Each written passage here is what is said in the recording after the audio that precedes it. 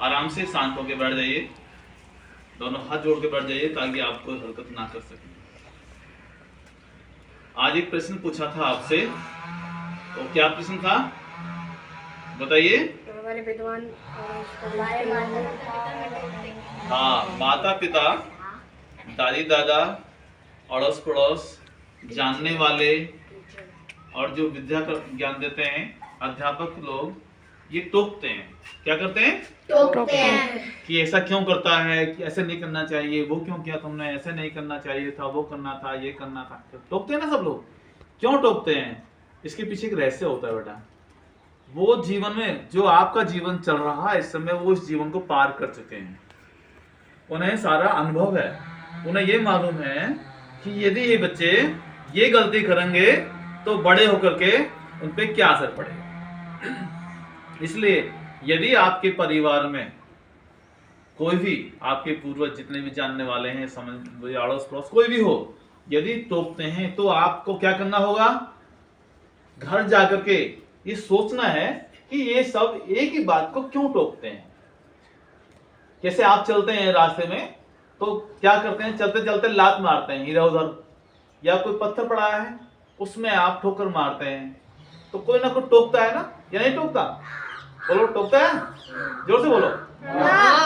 क्यों टोकते हैं? कि उनको मालूम है कि इस बच्चे को यदि यही आदत पड़ गई ठोकर मारने की तो एक दिन से चोट ज्यादा लग सकती है। एक बुरी आदत भी है। क्या है ये? बुरी आदत भी है। तो आप घर जाकर के आराम से बैठ के सोचना शुरू करो। ये बहुत कम बच्चों में है जो सोचना चाहते हैं। सोचना नहीं चाहते, उन्हें पता ही नहीं, कोई कहता भी नहीं। आप लोग जो यहाँ पे यार चरित्र निर्माण में आप आते हैं, हमारे पास यहाँ सीखने के लिए आते हैं, तो आप आज से एक निर्णय कर लो। क्या कर लो? निर्णय। एक संकल्प ले लो या एक व्रत ले लो। क्या कर लो? व्रत। तो आपने लेना है कि जो भी हमें टोकेगा हम मानेंगे तो उसकी नहीं, लेकिन उस पर चिंतन जरूर करेंगे। क्या करेंगे? चिंतन करेंगे। यदि ये लगता है कि वास्तव में गलत है और हमारे जो माता पिता दादा या उठते हैं, तो हमें क्या करना चाहिए? उन पे विचार करना है और उन्हीं की बातों को मानना है। यदि आपको कुछ शंका होती है उनसे पूछो। क्या करना है? पूछो कि आप हमें क्यों टोकते हैं, तो वो आपको बताएंगे बेटा किससे टोकते हैं। जैसे आप लोगों की एक गंदी आदत क्या है कि आप जिद करते हैं। कितने ही हमने देखे हैं परिवार में, उनके माता पिता कमजोर होते हैं, पैसे वाले नहीं होते हैं, लेकिन उनके बच्चे जबरदस्ती करते हैं किसी चीज को खाने के लिए, लेने के लिए। कोई दुकान मिल गई तो वहीं जाके बैठ जाएंगे और लेके जाएंगे जबरदस्ती, जबकि उनके माता पिता इस लायक नहीं होते हैं। ऐसे बच्चे जो है बहुत गलत कार्य कर रहे हैं। इसका अर्थ ये हुआ उन्हें अपने माता पिता के उसका पता नहीं कि उनका धन है या नहीं, और हम अपना खर्चा करने के लिए, अपने स्वाद करने के लिए, अपनी जिद पूरी करने के लिए उनको मजबूर कर देते हैं। ठीक है? ये हमें नहीं करना चाहिए। इसका एक और कारण भी है। वो कारण यह है कि संसार के अंदर जितने भी ये मनुष्य पैदा होते हैं, ये कहां से होते हैं? माता पिता से उत्पन्न होते हैं। वही गुण माता पिता के उस बच्चे में भी आते हैं। यदि आज बच्चा ऐसे करता है तो कल को उसकी आने वाली रहेगी।